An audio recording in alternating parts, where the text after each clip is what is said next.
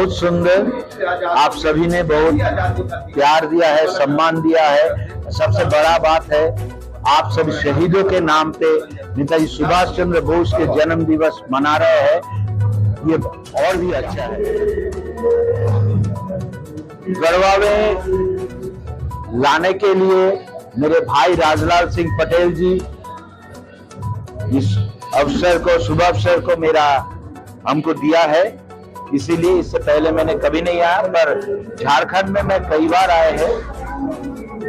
पिछले साल भी राजलाल भाई ने हमको बुला कर ले आए थे, हमने आए थे और उन्होंने बहुत सुंदर प्रोग्राम करते हैं। उनका जो संगठन है anti crime and corruption control committee, बहुत सुंदर प्रोग्राम करते हैं और ये राष्ट्रवादी प्रोग्राम है। देश के शहीदों में नाम पे कम से कम एक दिन, आज का दिन आम जन का जीवन धारण के लिए बहुत व्यस्त रहते हैं, उसमें से एक दिन निकल के जो लोग के लिए ये देश आज आजाद हुआ है उस लोग को शरण करना जरूरी है। सर, अब नेताजी के वंशज है, कैसा महसूस होता है? ये मेरे सौभाग्य भी है और इतने बड़ा आदमी का वंशज होने के साथ साथ कुछ दायित्व भी अपने आप चले आते हैं, उसके लिए डरता भी हूँ। सर, उनका क्या म्यूजियम वगैरह यदि कहीं पर यदि होता तो लोग उनसे जुड़े हुए चीजों से लोग सर अवगत हो पाते, तो इस तरह का म्यूजियम क्या कहीं है क्या? कलकत्ता में है, एल्गिन रोड में नेताजी भवन, जो उनका पुश्तैनी मकान थे वो भारत सरकार ने लेकर उसको म्यूजियम बनाया है। दूसरा पुरी में जहां उनका पिताजी का घर था, उधर में भी म्यूजियम बने हैं और जहां उनका जन्म हुआ था कटक में, वहां भी उनका म्यूजियम है। सर, क्या ये देश के अलावा क्या विदेशों में भी आप बुलाए जाते हैं क्या? उनसे जुड़े हुए जो कार्यक्रम होते हैं मतलब कि भारत के अलावा क्या विदेशों में भी आपको बुलाए जाते हैं? मेरे लिए पहला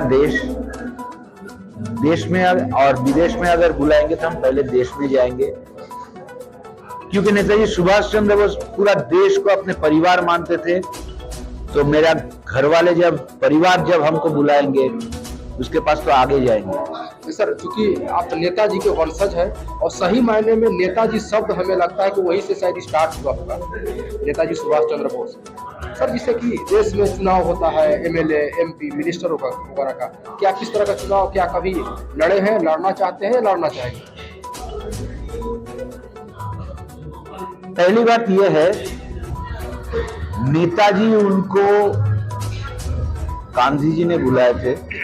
गांधी जी के पास और भी नेता थे जो बाद में प्रधानमंत्री बने, कोई मंत्री बने, पर गांधी जी ने सिर्फ नेताजी सुभाष चंद्र बोस को, सुभाष को ही उन्होंने नेताजी करके बोला था। क्यों? क्योंकि एक नेता होने का एक अलग सा गरिमा चाहिए। नेताजी गांधी जी के विरोध में खड़े होकर 1939 में त्रिपुरी कांग्रेस में जीत गए थे, क्योंकि उनके साथ संगठन के आखिरी जगह में खड़े हुए आदमी भी थे। वो सबके साथ मिलते थे और आम जनता के साथ घूमते थे। आज के नेता लोग तो नेता बनने से पहले पैदल घूमते हैं, नेता बन जाने के बाद छोटा मोटा नेता को भी देखते हैं सिक्योरिटी लेके गाड़ी में घूमते हैं, आम जनता के साथ संपर्क नहीं रहते। और बात मेरे इलेक्शन लड़ने का, अभी तक तो मेरा मौका नहीं है, कोई मुझे बुलाया भी नहीं। एक बार आए थे पर हमने उसी समय तैयार नहीं था, और आज भी मैं देश के काम करने के लिए नेता होने का जरूरत नहीं है। आप देश के बहुत सारे काम कर सकते हैं, पर आज देखिए हिंदी फिल्म क्या दिखाते हैं, हिंदी फिल्म समाज की छवि तो दिखाते हैं। आज आप कोई भी फिल्म में देखिए कौन नेता को पॉजिटिव कैरेक्टर में दिखाते हैं। तो ये सिस्टम बन गया है और मैं वो सिस्टम की लायक नहीं हूं, इसीलिए हमको वो पॉलिटिक्स में कोई बुलाते नहीं। सर, भविष्य में भी इस तरह का यदि आपको मौका दिया जाए तो क्या आप इलेक्शन लड़ना चाहेंगे? पहले तो बुला के देखिए, उसके बाद देखेंगे। मेरा तो कुछ आइडियोलॉजी है, जो हमको चुनाव में खड़ा करना चाहेंगे उसके साथ मेरा आइडियोलॉजी तो मिलना चाहिए। हम तो टिकट के लिए किसी के कहने पे कुछ नहीं करेंगे। पहले मेरा आइडियोलॉजी मिलना चाहिए, उसके बाद दूसरा बात।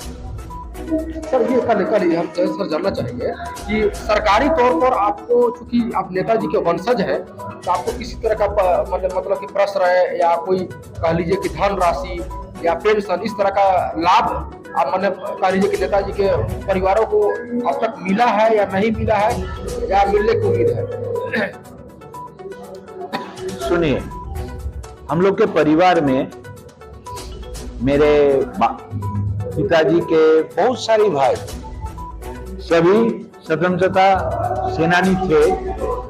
उस समय स्वतंत्रता सेनानियों को पेंशन दिया जाता, ताम्र फलक दिया गया, पर मेरे परिवार से जो भी कुछ किया था वो देश के लिए किया था, कुछ उम्मीद करने के लिए नहीं किया, इसीलिए सबने रिफ्यूज करके आए।